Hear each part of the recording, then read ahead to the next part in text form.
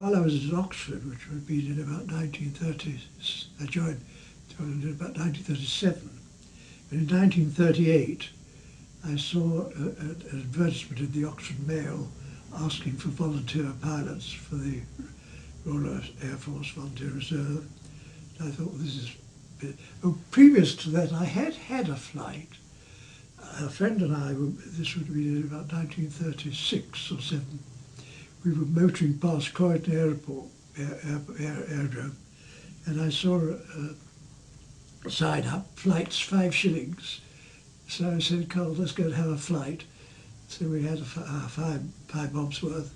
What, do you remember what kind of plane? I hadn't a clue what it was. I remember it was an open cockpit, and we both sat in the back and in a fairly wide seat, and the pilot sat in front. And then I was hooked. I wanted to learn to fly, but couldn't afford it. Then I saw this advertisement at the Oxford Mail, so I signed up. And in those days, you were supposed to be between, I think it was 18 and 25. And I was actually over 25 when I actually joined, but luckily my birthday had been just before.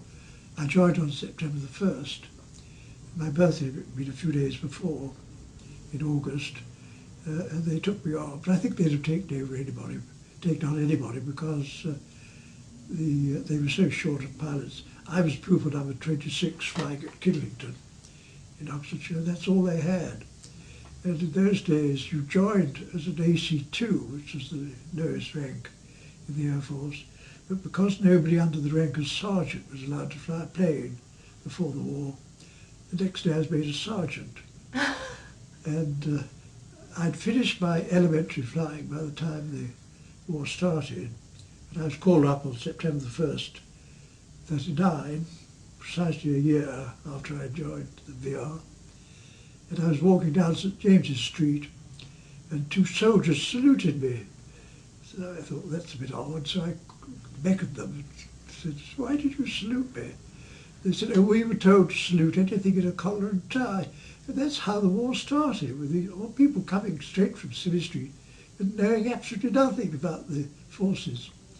And anyway, then, having been called up, I was then sent to Cambridge, where we lived in Pembroke College for a while, and waiting to go to flying schools. And eventually I was sent to Bryce Norton, where I flew Harvards, and eventually got my wings. I had, on my first solo night flight, I had the most horrendous crash. That was my crash. I'd only had 40 minutes dual flying instruction before I was sent off solo. And because it was complete blackout, I got into a steep dive and hit the ground at 200 miles an hour and literally climbed out. I mean, there was the only place sitting was just there. And I scarcely had a scratch. And I walked back across ploughed fields. They'd already sent an ambulance out to bring back the body. And I went into the crew room with my parachute, which I'd taken, I was still wearing. And somebody said to me, here, have a drink. I said, oh, I better not, in case they smell my breath.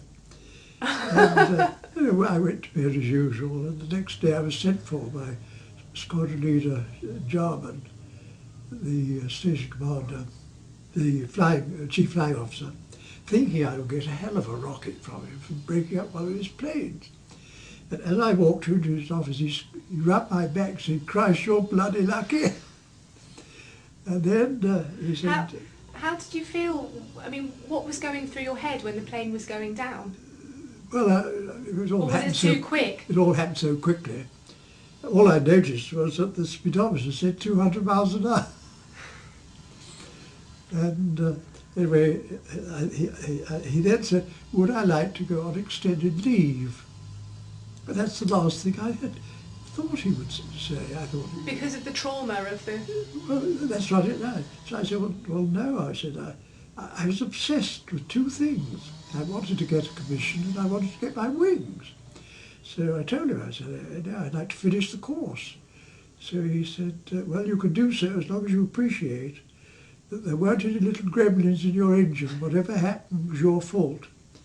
And about 3 nights later, I went solo and eventually got my wings. Somebody sent me a copy years later of the Squadron logbook, which kindly referred to me as, said Walker had made a heavy landing. And some years later, then after that, I was given a night vision test, which I failed. No. Yeah. I should have had one before, maybe.